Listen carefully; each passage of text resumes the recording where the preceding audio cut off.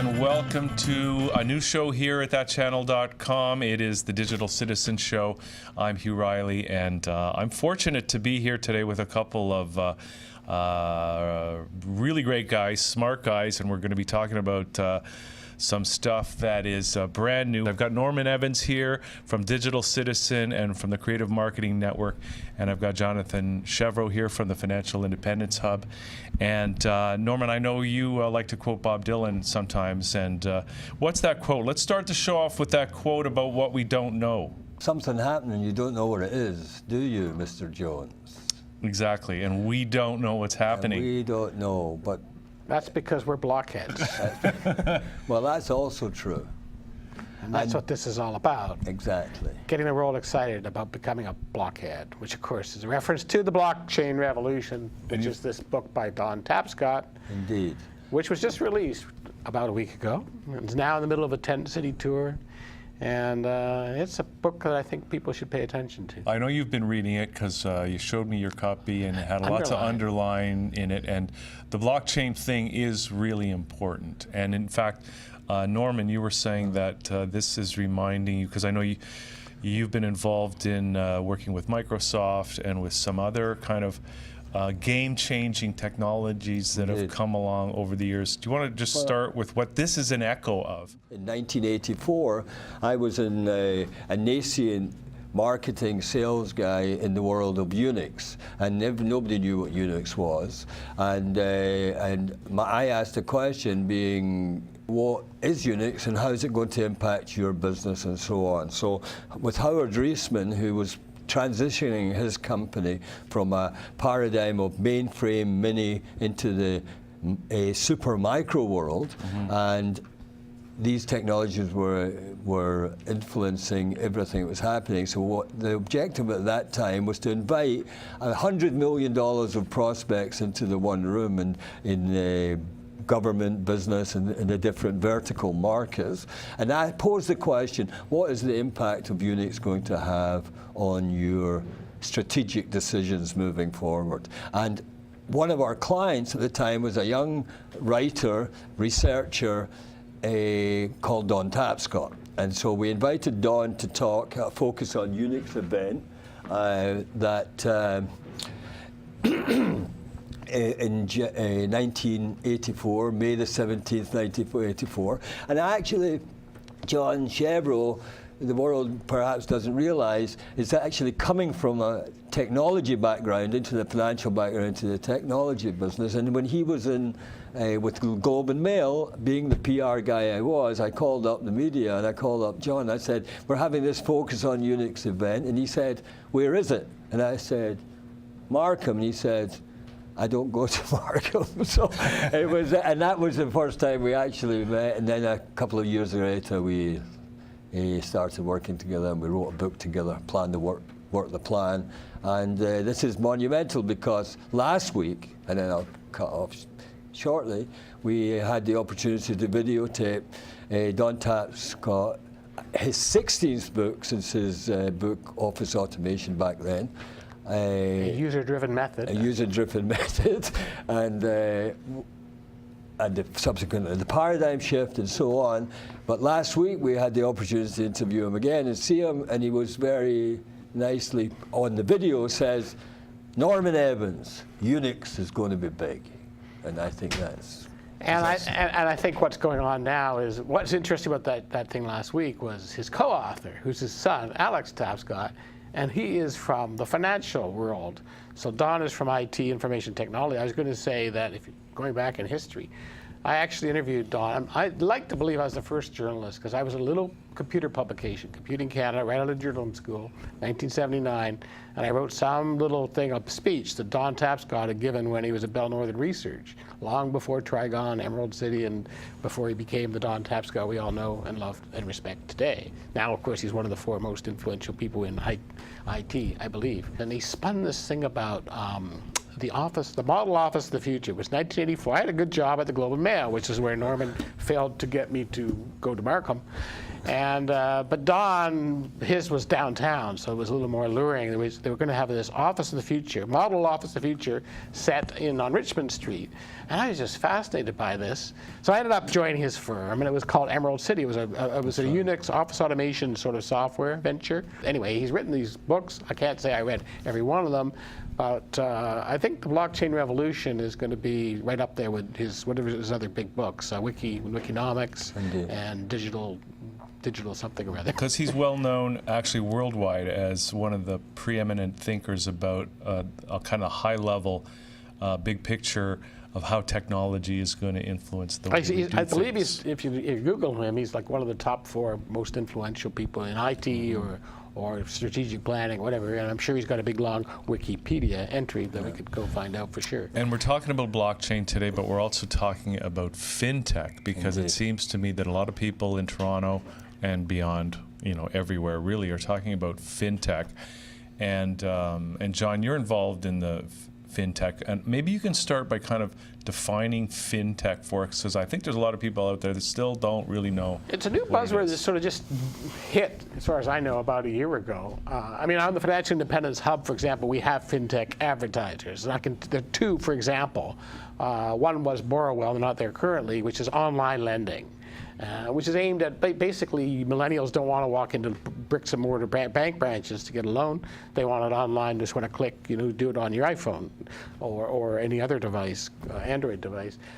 So that's the one space. And there's other companies like GroupLend, Borrowell, et cetera. The other one is the robo-advisors. And we again on the hub we have various robo-advisors who show up there.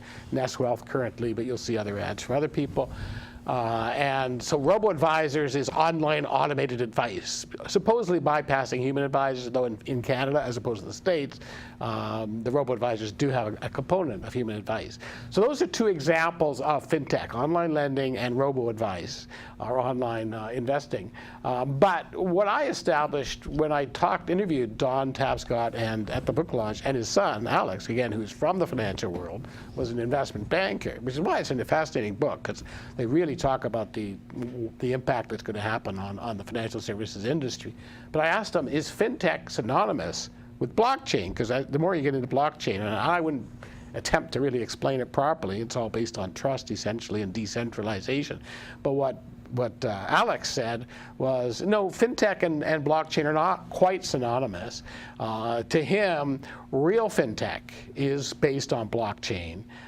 Everything else would be sort of like a marketing kind of buzzword. I mean, it's a buzzword and everybody's claiming to do fintech, but to do real fintech, it's got to be real blockchain. Which begs the question, what is blockchain? Before we even get into what it is, I think it's more important. This book, it's actually astonishing how much, if you believe it all, he's talking about it being as big or bigger, as I wrote up in the Post a week ago, than the internet itself. It's like, is it 2nd generation, 3rd generation? But he's talking about the 2 billion people on the planet who are unbanked.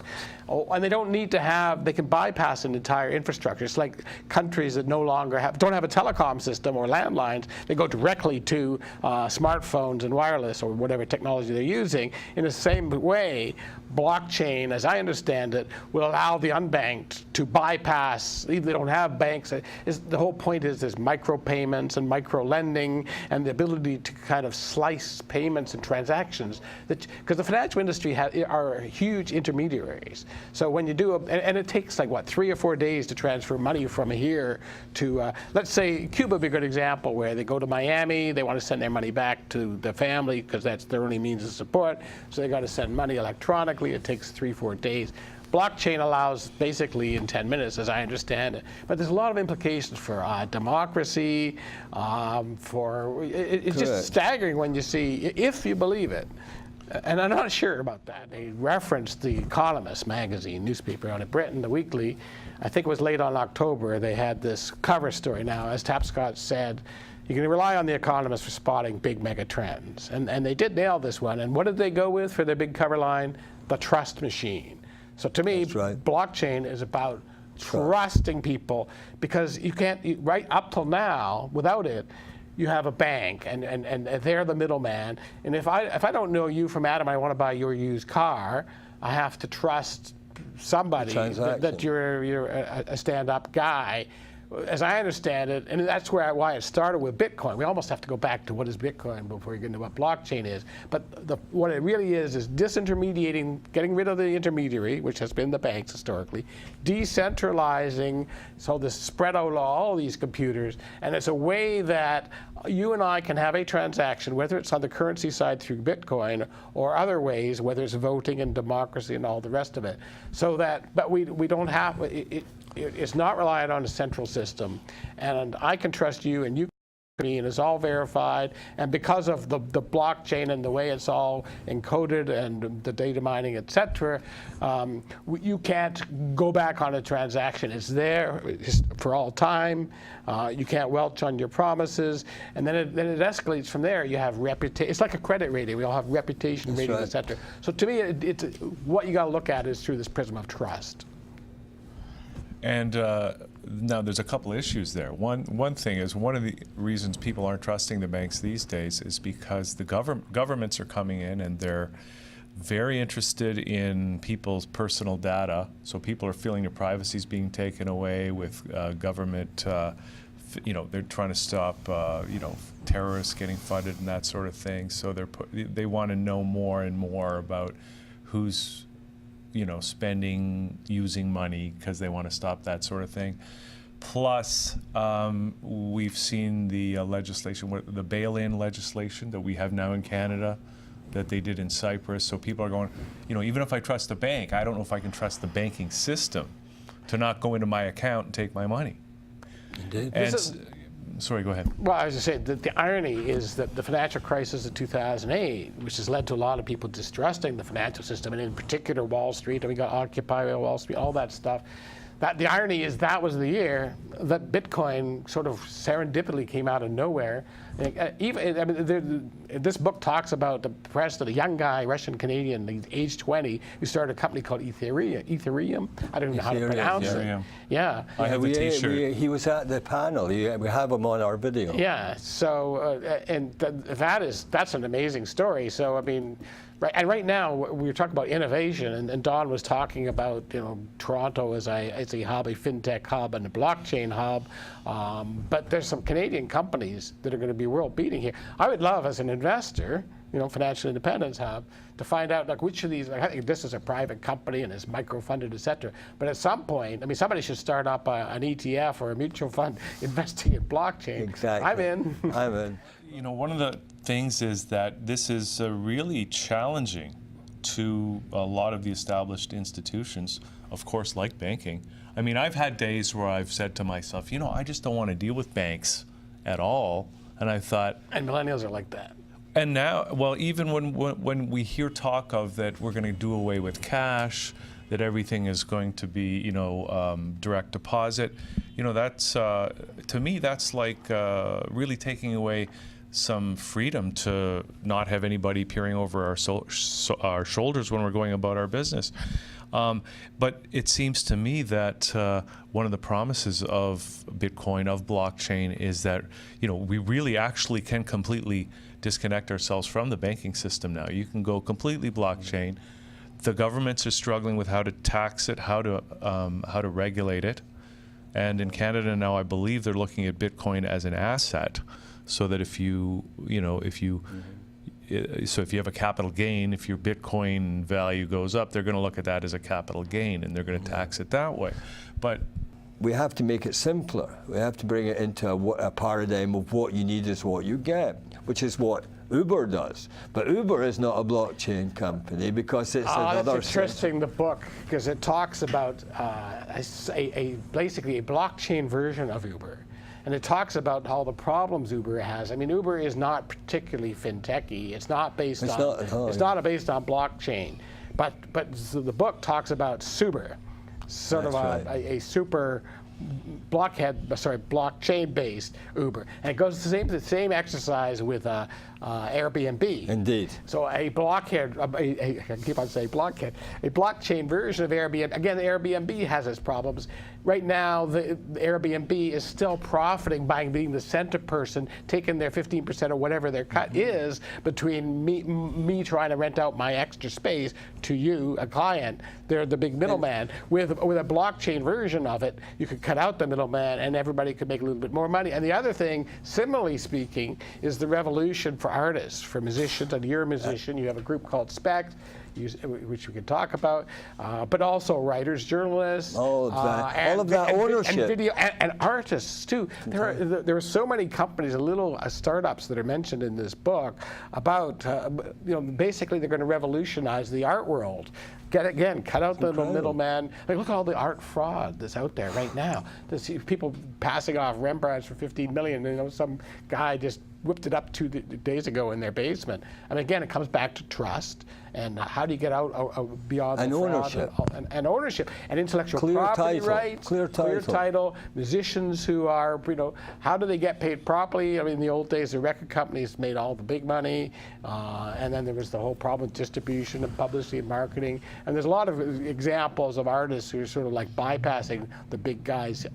So again, the technology is for something that is almost incomprehensible. What is a blockchain? But you can guarantee that if we, the public, if the rest of the world has suddenly woke up, blockchain, it's been going on for many cycles and the people, the big banks and the people that are very invested in it, they're working on their blockchain strategy with intensity. When we went to the Microsoft World Partners meeting in 2012, they announced we are all in the cloud. And nobody knew what the cloud was 20 minutes ago, right? Now everybody's got the cloud. Nobody knew what a touch screen was until they saw it. That's what paradigms are. Yeah. As soon as you see them, it was obvious. No, I could have thought that.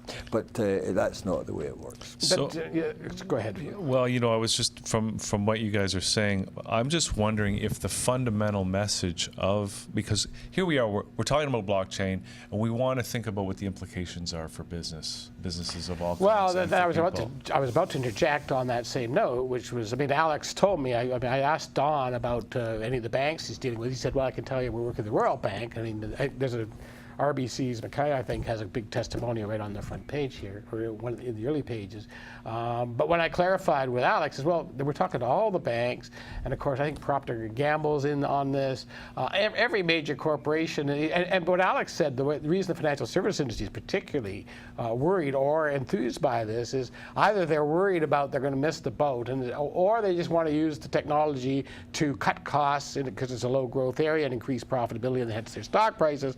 But really, he said, the third thing was they need to, in the case of Canadian banks, move beyond the Canadian borders. They need to have some positive reasons, not just because our growth's down or we're worried about falling behind. There's a lot of positive things they need to do. So, and then that's just the financial services sector. But in fact, to your question, just about any business, I would say if you're a senior executive, you at least should find out what is this stuff. It's not an easy concept to explain. I can't even explain Bitcoin. I'm wondering though, because I was wondering if maybe the fundamental message of the blockchain is that it is a way to eliminate the middleman. Yeah, while keeping trust, while establishing trust. Exactly, and doing that anonymously. But the big thing is there's so many businesses that their essential business is that they are the middleman, right? So it seems to me, particularly financial services. I went last night to University of Toronto and to the IBM blockchain meeting. There must have been 60 or 80 people in this meeting, in a beautiful evening when the big game's on TV, and they're watching code. They're talking about code. They're talking about the invisible. They're talking about zeros and ones.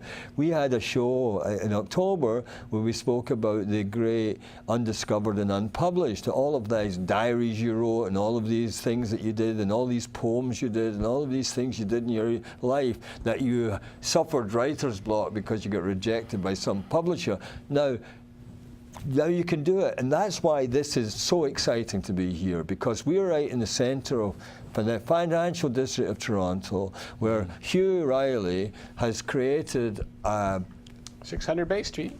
600 Bay Street and the epicenter of fintech. We've already reached out, as you said, to the Mars community, but our idea is to build a directory, a conversation, a place where all of these startup companies can articulate their 1 minute, 5 minute and 17-minute TED talk so that they can build a strategy around their business, and hopefully we will be able to give a framework, because that's all we have is a framework of planning that will help them before you go off and build your next ad campaign, and before you do anything else, stop and start planning the strategy. You know, I'm thinking the viewer, so far, they may be a little frustrated with us because I don't think we've really explained blockchain. Or what do you mean? What is the block? What is a chain of blocks? Or for that matter, Bitcoin. I would find it a daunting task to actually try to explain that, but can either of you? I think I can. So the Take a stab at blockchain, it. the blockchain is the A chain of blocks. the ongoing software thingy that manages Bitcoin. Okay, so Bitcoin is the first blockchain. And it was in a Blockchain. currency. But it's an It was a envelope. currency, yeah. It's a You know- good thing. So so Satoshi Nakamoto, who wrote the white paper and who launched Bitcoin, came up with this. It's a software. But essentially, what it is, you know, you've heard of the term mining Bitcoin. Well, what that is that you're taking some computer resources and you're dedicating them as part of the overall global network of hardware and software that crunches the numbers and manages Bitcoin, manages the blockchain. There's a fascinating documentary called The Secret Life of Modern Algorithms or something. It's on Netflix, but it's absolutely fascinating. That algorithms are the very reason that you build it once, sell it many times, and why you can actually get out of bed and walk in the morning. Because what it does is it trains the function of the actions that you do, and it does a work back. So blockchain is part of that algorithm that will attach to the asset, but it protects, it's a signature on the asset that only the transaction, when I pass it to you and you pass it to John, it can't be broken. The original contract cannot be broken. It's a complete analog within a digital. It's unbreakable. It can't be forged because of all of the transactions that are going on in the chain of blocks. There's a concept we need to get clear, and I just had to go back to the book. It's this worldwide ledger. Yeah, That's right. Okay. And I think we need to get, let me take the recourse of actually reading the That's- passage, because it's Great idea. big banks and some governments are implementing blockchains as distributed ledgers. Remember, it's like a revolution, like double entry bookkeeping was a revolution. Indeed. So here again, we're back to the accounting model. So distributed ledgers, distributed on by computers around the world, to revolutionize the way information is stored and transactions, financial transactions, occur. The goals are laudable: speed, lower cost, security, fewer errors, and the elimination of central points of attack and failure. And these models don't necessarily involve a cryptocurrency for payments. Think of all the big businesses where they basically have quarterly reports, and we all know as business people what a nightmare accounting can be, and you got to get your quarterly numbers and all the rest of it. But the blockchain, according to the book, talks about basically how you can have real time, every 10 minutes you could have your income statement or your balance sheet is just updated more or less continuously in real time. And you can imagine, and then in the same way that, let's say, going back to the artist example, where you've got your own, you've put out your own CD music. In the old days it would be CD, now it's on the cloud. But you can now be paid. You don't have to wait for the record company to say, oh, after 6 months we've totaled up your numbers, and oh, unfortunately there's no profit, so we couldn't give you anything. You get these tiny little micro payments. Maybe because some kid at university downloaded something on a Bitstream or something that played your song that you created. You, the royalty person, you get the royalty instantly or within 10 seconds as you go, and the accounting's all kept up. It's all about integrity, speed, accuracy, fairness to the author, valuing intellectual property, IP? I mean, are we starting to get where we're going here? I'm saying the empowerment right now is don't wait, do it, own it now, and own yourself, and learn how these things, and pay attention to what you're doing today and how it's going to affect the future. This is a big thing. There's how many? There's 1,500 startups in Mars. There's 40 in DMZ. There's all of these all of these new tools are being developed by the millennium and younger, and it's our responsibility to sort of say, stay on track with the strategy. Well, here we are, and we're talking about, you know, if this is a big revolution, like the title of the book obviously suggests, then it is probably something that everybody, every business, every individual, every entrepreneur, every artist, as you say, John, should be really paying attention to. And maybe because I'm trying to think, like, what's the opportunity? What's the takeaway, even from our discussion here today? One of them, I think, is to read the book, Indeed. Yeah. at least find out what this is, and then ask yourself, where's the opportunity for me? The subtitle is, you know, it says how the technology behind Bitcoin is changing money, business, and the world. Quite a big claim, really. But Huge. After reading it, it's like, well, maybe that's true. But it's about prosperity, though. So you're talking about prosperity. Now, what do you mean by that? Because there's a lot of people concerned about their own personal prosperity. Okay. Yeah. Okay. So what was Occupy Wall Street about? What is the Trudeau administration? A lot of the Bernie Sanders. We got a lot of sort of left wing. You know, the Leapers and all that. The NDP, and it's all about redistribution of wealth. Right. Now, Don actually said this. I can't remember if I interviewed him on it or he just said it as part of his pitch last week. That it's, you know, what if it's not about redistributing wealth, which is essentially getting the state to take money from you and give it to him because he needs it, and you got way too much. You don't need all that money.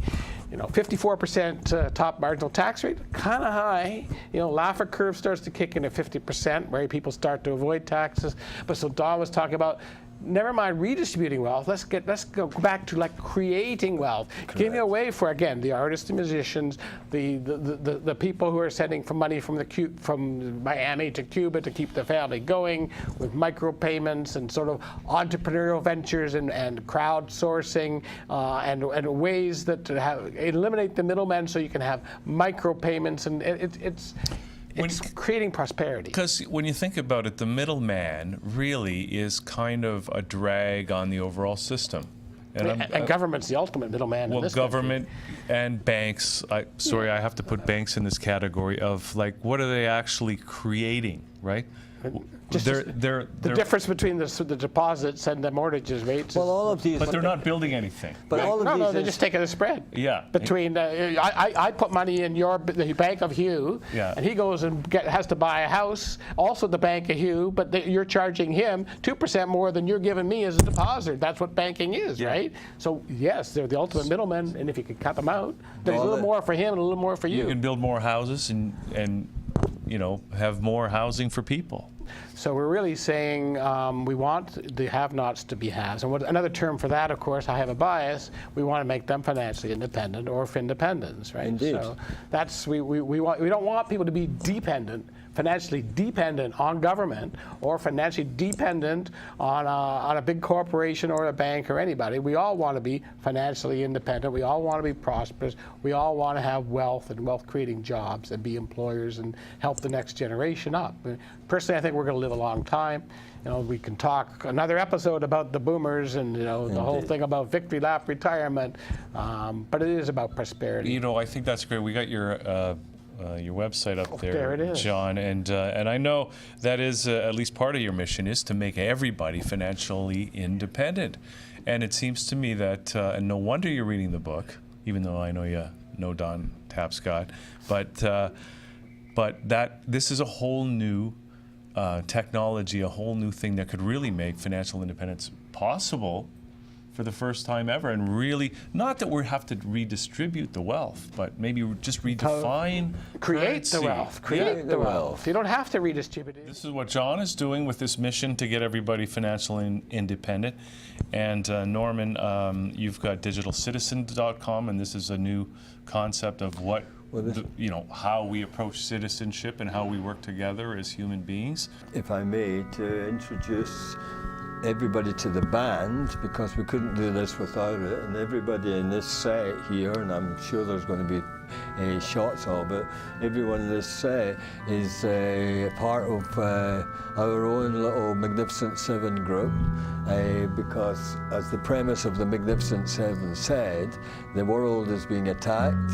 The subjects in the world think they need guns to solve the problem. They quickly find out they don't need guns, they need a strategy, and they need the right people. And I think that we're with the right people.